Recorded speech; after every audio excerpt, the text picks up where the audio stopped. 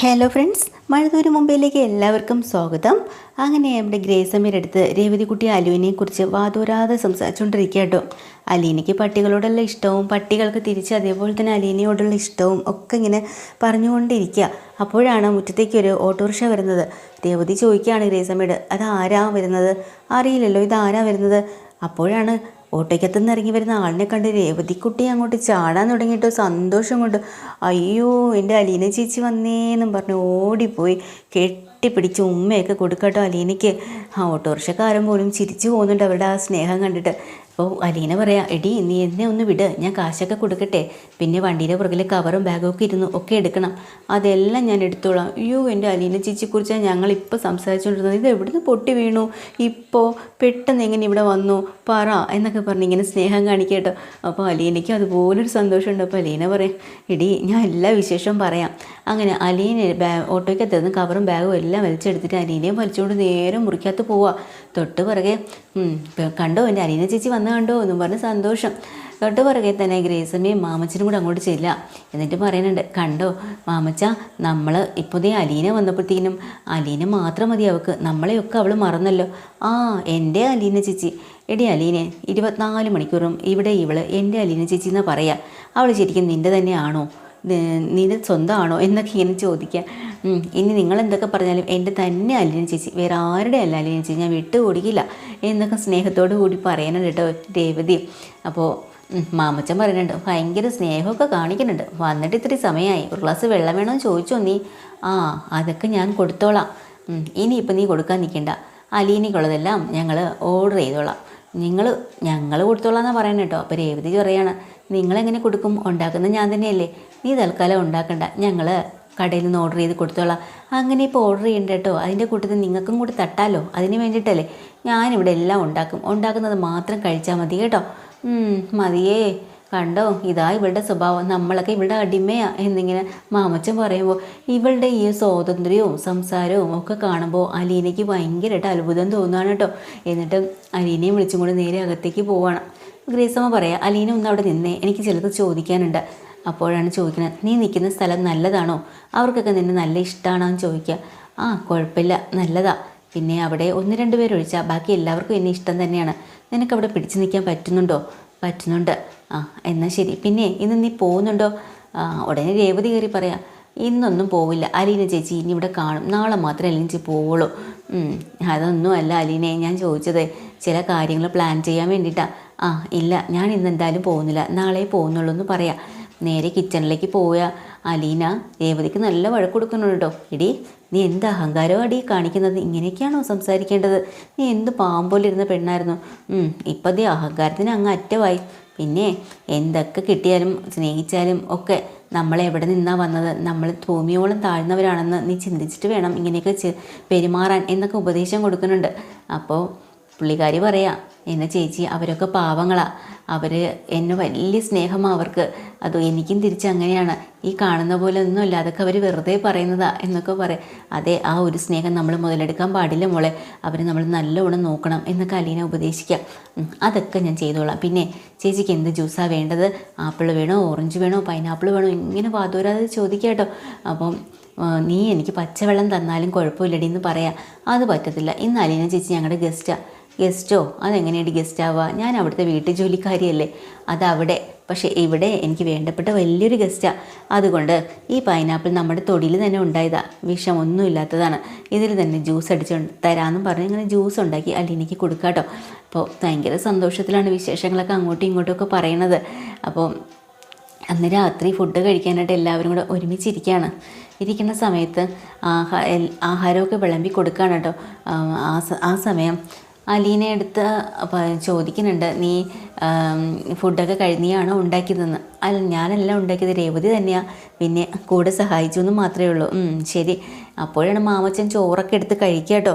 ഇത് കാണുമ്പോൾ പെട്ടെന്ന് നമ്മുടെ രേവതി പറയാം, മാമച്ച വെറുതെ ചോറൊന്നും കഴിക്കണ്ട, ഞാൻ തരുന്നത് മാത്രം കഴിച്ചാൽ മതി. പതിയെ ഫിഷ് ഫ്രൈ ഒക്കെ എടുത്ത് കഴിക്കാൻ പോകുന്നുണ്ട് ഗ്രേസമ്മയുടെ പ്ലേറ്റിൽ നിന്ന് ഫിഷ് ഫ്രൈ ഒക്കെ പതുക്കെ അടിച്ച് മാറ്റി പോകുന്നുണ്ട് രേവതി. എന്നിട്ട് പറയാം, ഞാൻ തരുന്ന മാത്രം കഴിച്ചാൽ മതി. കുറേ വെള്ളരിക്കയും ക്യാരറ്റും ഒക്കെ അരിഞ്ഞ് വെച്ചത് മാമച്ചൻ്റെ ഫ്രണ്ടിലേക്ക് എടുത്ത് വെച്ച് കൊടുക്കുക 2 പേർ. എന്നിട്ട് കുറച്ച് മുരിങ്ങയില തോരനും ബീട്രൂട്ട് തോരനും ഒക്കെ വെച്ച് കൊടുക്കുക കേട്ടോ. ഇത് കഴിച്ചാൽ മതി എന്ന് പറയാം. കണ്ടോ അലിനെ, ഇതാണിവിടെ. ഇവിടെ ഞങ്ങൾ ജോലിക്കായിട്ട് ഇവിടെ കൊണ്ടുവന്ന, ശമ്പളവും കൊടുക്കണം, ഇവളെ വായിക്കണ കേൾക്കുകയും വേണം. ഇവളുടെ അടിമയായി ഇപ്പം ഞാൻ. മനസ്സിലായോ? നേരെ ചൊവ്വ ആഹാരം കഴിച്ചിട്ട് എത്ര നാളായിന്നറിയോ ഇവളെ ഞങ്ങൾക്ക് ഒന്നും തരുന്നില്ല, പട്ടിണി കിടുക എന്നൊക്കെ ഇങ്ങനെ അലീനയോട് പരാതി പറയാം.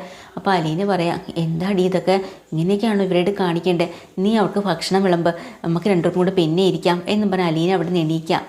അപ്പോൾ ഗ്രേസമ്മ പറയുന്നുണ്ട്, അങ്ങനെ ഭക്ഷണം കഴിക്കാനാണെങ്കിലേ ഒരുമിച്ചിരുന്ന് കഴിച്ചാൽ മതി, ആരും മാറി മാറി ഇരുന്ന് കഴിക്കണ്ട. അലീന അവിടെ ഇരുന്ന്. അങ്ങനെ അലീന ഇരിക്കുകയാണ്. അലീന ഇന്ന് അലീന ചേച്ചി നമ്മുടെ ഗസ്റ്റാണ്. അലീന ചേച്ചിക്ക് വേണ്ടിയിട്ടാണ് ഞാൻ ഫിഷ് ഫ്രൈ എല്ലാം ഉണ്ടാക്കിയത്, അല്ലാതെ നിങ്ങൾക്ക് വേണ്ടിയിട്ടല്ല. നിങ്ങൾക്ക് ഞാൻ തരുന്നത് മാത്രം കഴിച്ചാൽ മതി. പിന്നെ അലീന ചേച്ചിക്ക് അറിയോ, ഇവർ ഞാൻ വരുന്നതിന് മുമ്പേ മാസം ആശുപത്രിയിൽ കുറേ കൊണ്ട് കൊടുക്കാറുണ്ട്. ഇപ്പോൾ അത് കുറഞ്ഞു, മാസത്തിൽ 1-2 തവണ മാത്രമായി. മനസ്സിലായോ അതിൻ്റെ അർത്ഥം? അങ്ങനെയായിരുന്നു ഇവിടെ അസുഖങ്ങൾ. ഇപ്പം ഞാൻ വന്ന് ഇവർക്കുള്ള ആഹാര ക്രമീകരണങ്ങളെല്ലാം കൊടുത്തതിന് ശേഷമാണ് ഇവരൊക്കെ ഇപ്പം ഇങ്ങനെ ആയത്. ഇപ്പം ഈ പാവം പോലെ അലീന ചേച്ചിയോട് എന്നെ കുറ്റം പറയുന്നില്ലേ? ഭയങ്കര സാധനമാണ് ഈ മാമച്ചൻ, അറിയോ? എന്നെ എന്തെല്ലാം പറയുന്നറിയോ? ഞാനാ ഇവരുടെ അടിമ. പിന്നെ പോരാഞ്ഞിട്ട് എന്തൊക്കെ പറയാം, എത്ര തവണ എന്നെ പിരിച്ചു വിട്ടിട്ടുണ്ട്. നിന്നെ ഞാൻ പിരിച്ചു വിടും, അത് ഉറപ്പാണ്. എന്നാലും നീ പോകുന്നില്ലല്ലോ, അതാ എന്ന് മാമച്ചൻ പറയുമ്പോൾ വീണ്ടും രേവതി പറയാം, മാമച്ചൻ പിരിച്ചു വിടുമ്പോൾ ഗ്രേസി ആനി എന്നെ തിരിച്ചെടുക്കും, എന്ത് ചെയ്യാൻ പറ്റും എന്ന് പറയാട്ടോ. അങ്ങനെ അവരങ്ങോട്ട് പൊട്ടിച്ചിരിക്കുന്നുണ്ട്. അവിടെ ഭയങ്കര സന്തോഷത്തിലാണ് കടപ്പാട്ട്. എന്തായാലും നമ്മുടെ അലീന അവിടെ ഇല്ലാത്ത കാരണം രാവിലെ തന്നെ എല്ലാം ഫുഡൊക്കെ ഉണ്ടാക്കി വെച്ചിട്ട് പോയിട്ടുണ്ടല്ലോ. അപ്പോൾ ഇവിടെ കൃഷ്ണമോളാണ് അച്ഛൻ ആഹാരമൊക്കെ എടുത്തു കൊടുക്കുന്നത്. അപ്പം അച്ഛൻ ചോദിക്കുന്നുണ്ട്, മോളെ മുത്തശ്ശിക്ക് ആഹാരമൊക്കെ കൊടുത്തോ? ഞാനെല്ലാം കൊടുത്തു എന്ന് പറയാം. എന്നാൽ പിന്നെ നമുക്ക് കഴിച്ചാലോ? പിന്നെ രോഹിത്തൊന്നും വന്നില്ല, ഭവിത ഉറങ്ങാണ്. ശരി, അപ്പോഴാണ് രോഹിത് അതിലേ പോവാട്ടോ. അപ്പോൾ രോഹിത്തിനോട് പറയാനുണ്ട് വന്ന് ഫുഡൊക്കെ കഴിക്കാനായിട്ട്. രോഹിത്തിന് ഭയങ്കര ദേഷ്യം, അച്ഛനോട്. അച്ഛൻ അടിച്ചില്ലേ? അപ്പോൾ കൃഷ്ണമോള് പറയാം, അച്ഛൻ തല്ലിയതിൻ്റെ ചുരുക്കമായി കാണിക്കുന്നത്. സാരമില്ല, അതാ മോളെ, അങ്ങനെയാ. ഇപ്പം ഞാൻ അവന് ശത്രുവായി. എന്തായാലും ഈ ഫുഡൊക്കെ ആരാ ഉണ്ടാക്കിയത്? അലീന ചേച്ചി തന്നെയാണ് എല്ലാം ഉണ്ടാക്കി വെച്ചിട്ടാണ് പോയത്. അതുകൊണ്ട് നമ്മളെ രക്ഷപ്പെട്ടു എന്ന് പറയാട്ടെ കൃഷ്ണമോള്. കണ്ടോ, വേറെ ഏതെങ്കിലും ജോലിക്കാരാണെങ്കിൽ ഇങ്ങനെ ചെയ്യോ? അവളെല്ലാം ഉണ്ടാക്കി വെച്ചിട്ട് പോയില്ലേ, അവളിന്ന് ലീവാ, എന്നിട്ട് പോലും എല്ലാം ചെയ്തു. അതുകൊണ്ടാണ് പറയണത് അലീന ചേച്ചി ഇവിടെ നിന്ന് പറഞ്ഞു വിടണ്ടെന്ന്. പിന്നെ അത് ഞാനാണോ മോളെ? നിൻ്റെ അമ്മയല്ലേ തീരുമാനിക്കണത്. അച്ഛൻ പറയണ അമ്മയോട് അലീന ചേച്ചി ഇവിടെ നിന്ന് പറഞ്ഞു വിടണ്ടെന്ന്. മുത്തശ്ശിയുടെ അസുഖം മാറിക്കഴിഞ്ഞാൽ പറഞ്ഞു വിടുമെന്ന് പറയണം എന്ന് നിങ്ങൾ തന്നെ പറയാട്ടോ നിങ്ങളുടെ അമ്മയോട്. അച്ഛൻ എന്താ പറഞ്ഞാൽ അച്ഛൻ നല്ല സ്റ്റേണാത്ത് നിന്ന് അമ്മയോട് പറയണം. എന്നിട്ട് വേണം എൻ്റെ കാര്യം പോക്കാക്കാൻ. അല്ലേടി നീ ആൾ കൊള്ളാമല്ലോ എന്നൊക്കെ ചോദിക്കാം. എന്നാലും ഞാനൊരു കാര്യം ചോദിക്കട്ടെ അച്ഛാ, അച്ഛൻ്റെ പോക്കറ്റിൽ നിന്നൊക്കെ പൈസ അടിച്ച് മാറ്റുന്നതിന് ഈ രോഗത്തേട്ടനല്ലേന്ന് ചോദിക്കാം. അവൻ തന്നെ, പിന്നല്ല സംശയം എന്താ? പിന്നെ എന്തേ അച്ഛൻ ചേട്ടനോട് ചോദിക്കാത്തേ, വഴക്ക് പറയാത്തേ? ചോദിച്ചിട്ട് എന്ത് ചെയ്യാനാടേ? അവനറിയാം അതെടുക്കാൻ പാടില്ലാന്ന്, എന്നിട്ടും അവൻ ചെയ്യുന്നു. അപ്പോൾ അവൻ സ്വയമല്ലേ അത് ചിന്തിച്ച് മാറ്റേണ്ടത്. പിന്നെ എന്ത് ചെയ്യാൻ പറ്റും? അമ്മ പിന്നെ ഞാൻ നിൻ്റെ അമ്മയോട് പറഞ്ഞു രോഹിത്തിനോട് ഉപദേശിക്കണമെന്ന്. പക്ഷേ മോൻ്റെ അഭിമാനത്തിന് കോട്ടം തട്ടുമെന്നാണ് പറയണത്. അത് ചോദിച്ചാൽ അപ്പോൾ ഉണ്ടെങ്കിൽ കൃഷ്ണമ്മോള് പറയാം, അത് ശരിയാ, ഈ അമ്മ തന്നെ ചേട്ടനെ വഷളാക്കുന്നത്. അച്ഛൻ എന്ത് പറഞ്ഞാലും അതിനിടയിൽ കയറി ഒരു അഭിപ്രായം അങ്ങ് പറഞ്ഞോളൂ അമ്മ, എന്നിട്ട് ഏട്ടൻ്റെ സൈഡ് അങ്ങ് നിൽക്കുകയും ചെയ്യും. അതുകൊണ്ടാണ് ഇങ്ങനെ ആയത്. എടി കാന്താരി, അപ്പോൾ നീ ഇതെല്ലാം ശ്രദ്ധിക്കുന്നുണ്ടല്ലേ? അതെ, പിന്നല്ലാണ്ട് പാരൻസ് എന്ത് ചെയ്താലും മക്കളെ ശ്രദ്ധിക്കും, അത് ഓർത്തോ എന്നൊക്കെ ഇങ്ങനെ പറയാട്ടോ. ഇതിനിടയ്ക്കൂടെ കൃഷ്ണമ്മോൾ ചോദിക്കുന്നുണ്ട് അച്ഛനോട്, അച്ഛാ ഞാനൊരു കാര്യം കൂടെ ചോദിക്കട്ടെ. നമ്മുടെ വീട്ടിൽ ഇവിടെ എല്ലാ സൗഭാഗ്യങ്ങളും ഉണ്ട്, കാറുണ്ട്, വീട്, പിന്നെ സ്വത്ത്, പണം, ആവശ്യത്തിന് എല്ലാം ജോലിക്കാരൊക്കെ ഉണ്ട്. പക്ഷെ അച്ഛൻ ഈ വീട്ടിൽ ഹാപ്പിയാണോ എന്ന് ചോദിക്കുമ്പോൾ പെട്ടെന്ന് ബാലചന്ദ്രൻ്റെ മുഖം അങ്ങ് വല്ലാണ്ടാവും കേട്ടോ. മോളെ, നീ ചോദിച്ചതിൻ്റെ ഒരു ഇത് എന്താണെന്നുള്ളത് എനിക്ക് മനസ്സിലാക്കാൻ കഴിയുന്നുണ്ട്. അതാ ഞാൻ ചോദിക്കണേ അച്ഛാ, അച്ഛൻ ഈ വീട്ടിൽ ശരിക്കും പറഞ്ഞാൽ ഹാപ്പിയാണോ? അതാ ഞാൻ ചോദിച്ചത് എന്ന് ആ കൊച്ചു മനസ്സിലാ കുട്ടി ചോദിക്കുമ്പോൾ ബാലചന്ദ്രൻ്റെ മനസ്സ് തകർന്നു പോകും കേട്ടോ. കാരണം അദ്ദേഹം അവിടെ ഒരു കാര്യത്തിലും ഹാപ്പി അല്ല, വല്ലാത്തൊരു വിഷമാവസ്ഥയിലും ഒരു അടിമപ്പെട്ട ജീവിതമാണല്ലോ അവിടെ നയിക്കുന്നത്. എന്ത് പറയാൻ പറ്റും മകളോട്? അതുകൊണ്ട് തന്നെ മോളോട് പറയണം, മോളെ ഇതിനുള്ള ആൻസർ ഞാൻ എന്താ തരിക എനിക്ക് തന്നെ അറിയില്ല എന്നും പറഞ്ഞ് സ്വയം ഇങ്ങനെ തലയാട്ടുന്നുണ്ട്.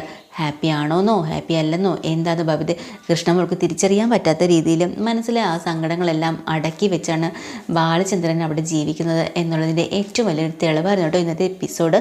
പുതിയൊരു എപ്പിസോഡുമായി വീണ്ടും വരാം. ചാനൽ ഇഷ്ടമായ ലൈക്ക് ചെയ്യുക, ഷെയർ ചെയ്യുക, സബ്സ്ക്രൈബ് ചെയ്യുക, കമൻറ്റ് ചെയ്യുക. Okay, thank